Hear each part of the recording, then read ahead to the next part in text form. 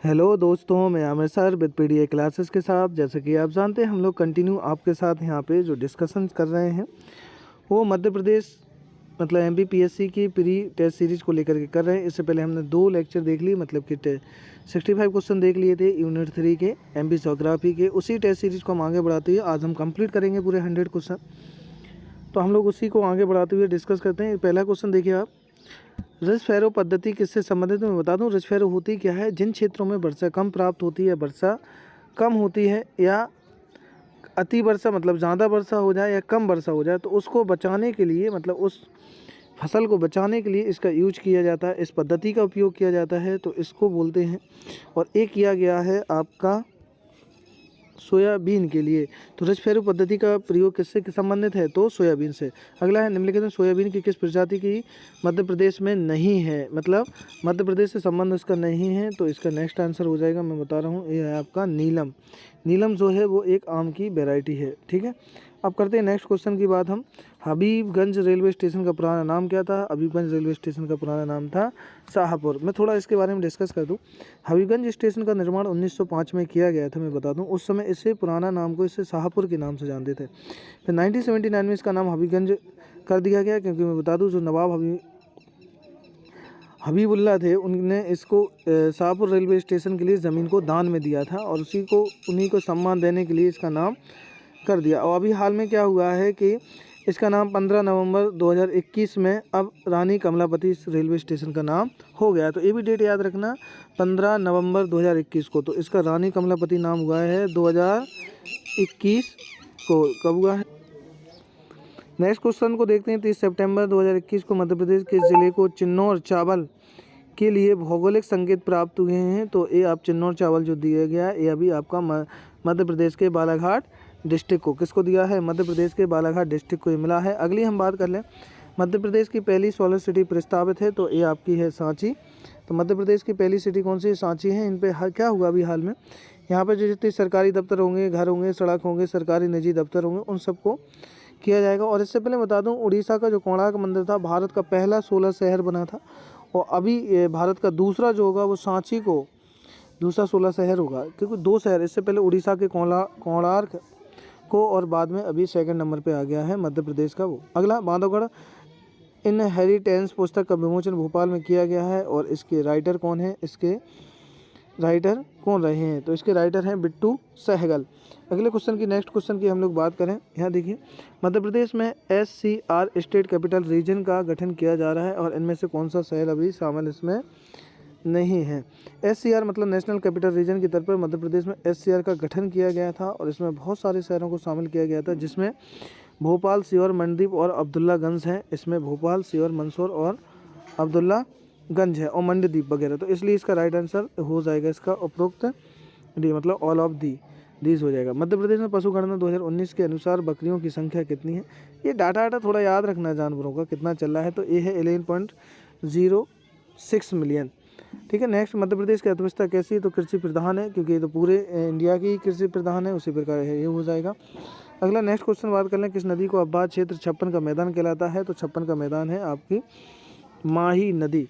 निम्नलिखित कौन सी नदी अध्यारोपित नदी है? तो मैं बता दूं, अध्यारोपित वह नदी कहलाती है जब एक नदी दूसरी नदी को अपहरण कर ले, एक दूसरी नदी के अंतर पार्ट में चला जाए, मतलब कटाव अपरदन करते हुए संरचना अध्यारोपित कर लेते उसकी एक पार्ट को। तो ये नदी आपकी इसमें आएगी, कौन सी नदी? चंबल नदी। राष्ट्रीय राजमार्ग 44 किस स्थान से होकर नहीं गुजरता है? जो 44 है नेशनल हाईवे, ये मध्य प्रदेश के, मैं बता दूं, कहाँ से? अब्दुल्लागंज, बरेली, तेंदुखेड़ा, करेली, जबलपुर, डिडोरी जैसे स्थानों से गुजरता हुआ जाएगा। इसमें इंदौर का कोई लेना देना नहीं, क्योंकि इंदौर से यहाँ से 52 नेशनल हाईवे निकलता।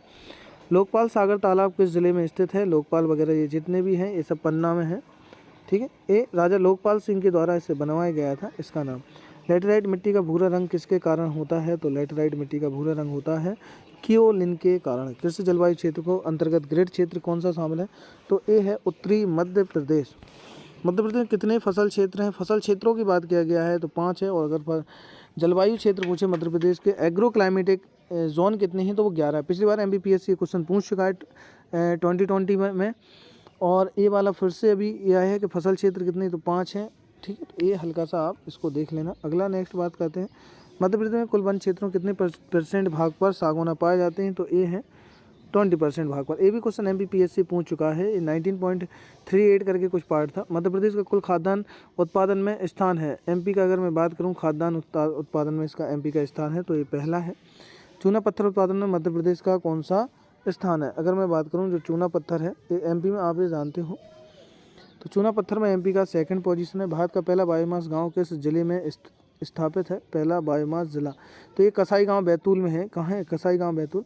बायोमास ऊर्जा को अपशिष्ट पदार्थ, पहली बात तो समझ लो बायोमास होता क्या है। बायोमास जो एनर्जी होती है वो अपशिष्ट पदार्थ, जैसे कि बचे हुए कचड़ा है, धान है, भूसी है, गन्ना है, भूसी, सरसों के डंठल, जो नहीं फसलें कट जाती है जब हार्वेस्टर जो मशीन रहती है ऊपर की सारी फसलें, उनसे जो भी उनके अंदर जो बीज रहते हैं वो निकाल लेते हैं। गेहूँ वगैरह है, चावल वगैरह जैसे धान में, तो उनकी भूसी बचती है। या नीचे जो डंठल जैसे सरसों के ऊपर की उसमें दाने निकालने के बाद नीचे जो डंठल बचते हैं वो उससे बनाई जाती है बायोमास। तो पहला बायोमास गांव कौन सा बन गया? तो ये कसाई गांव है और ये बैतूल डिस्ट्रिक्ट के अंदर आता है। अगला है जलदीप योजना। क्या है मैं बता दूं, जलदीप योजना जो है ये आपके स्टार्ट की गई थी गांधी सागर से। क्या हुआ 2007 में इसका प्रारंभ हुआ था खंडवा जिले से, और ये स्पेशली थी जलदीप जो थी स्पेशली थी मछुआरों को लाभ देने के लिए। कुछ नहीं पूछ लेगा जलदीप योजना का शुभारंभ कब हुआ, पहला पॉइंट। या फिर ऐसा पूछ ले कि जलदीप योजना कहाँ से प्रारंभ की गई, या फिर जब जलदीप योजना का प्रारंभ किस सागर को लेकर किया गया, कहाँ से स्टार्ट हुई। या फिर ऐसा भी आ सकता है कि जलदीप योजना का क्या पर्पज़ था, तो मछुआरों को फ़ायदा देने के लिए। चलो नेक्स्ट क्वेश्चन देखते हैं। नमामि देवी नर्मदे सेवा यात्रा कब शुरू की गई थी? नमामि देवी तो ये आपकी की गई थी 1 जनवरी 2017 को। कब की गई थी? 1 जनवरी 2017 को। पंचवन योजना के तहत प्रत्येक जिले में कितने % वृक्षारोपण का लक्ष्य रखा गया है? तो मैं बता दूं ये 33% रखा गया है कि 33 रखा। मालवा के पठार में सबसे गर्म माह कौन सा होता है? तो ये होता है आपका मई वाला। मालवा पठार में सबसे गर्म कौन सा होता है? तो ये होता है मई। ठीक है। अगर मैं बात करूं कि सर्वाधिक तापांतर कब होता है, तो तापांतर की बात करेगा तो आंसर हो जाता है मार्च। लेकिन यहाँ पूछा महीना कौन सा है। मध्य प्रदेश का उपनाम क्या है? तो ये सभी हैं, तेदू है, बुल्फ है, गिद्ध।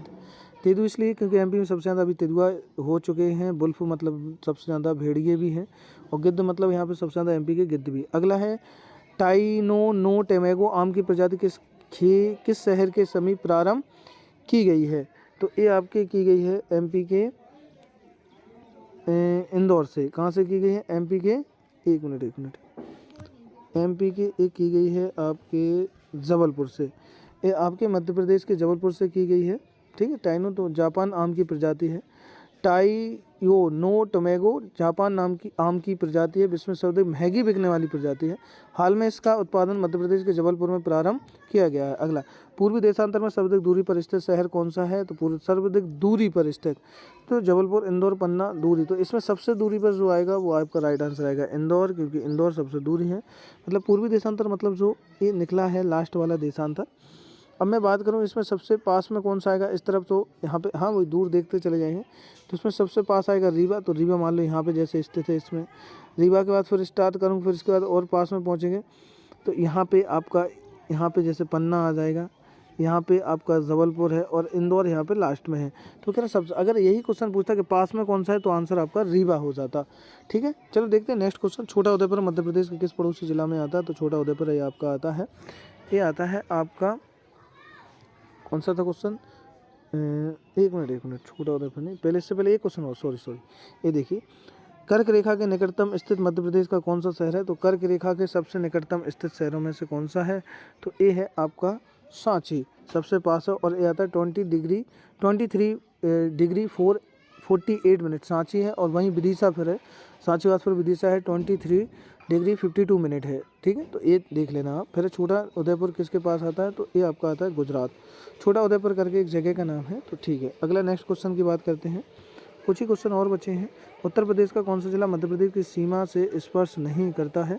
तो इनमें मैं बता दूं मध्य प्रदेश से स्पर्श नहीं करता लखनऊ, क्योंकि लखनऊ पूरे उत्तर प्रदेश की राजधानी है और ये उत्तर प्रदेश के एकदम मध्य में स्थित है। मध्य प्रदेश कितने जिले सीमा छत्तीसगढ़ से राज्य से सीमा रेखा बनाते हैं? ये कितने ज़िले ऐसे हैं जो मध्य इससे सीमा रेखा लगती है? तो ये हैं 7 डिस्ट्रिक्ट।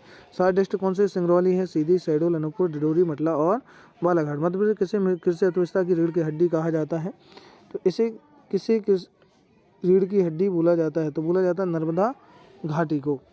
चलो नेक्स्ट क्वेश्चन की बात कर लेते हैं हम लोग। भारत के राष्ट्रगान में मध्य प्रदेश किस पर्वत का नाम आया है? तो ए आया है आपके विंध्यन का। किसका नाम आया है? विंध्यन का। कहते यमुना, गंगा,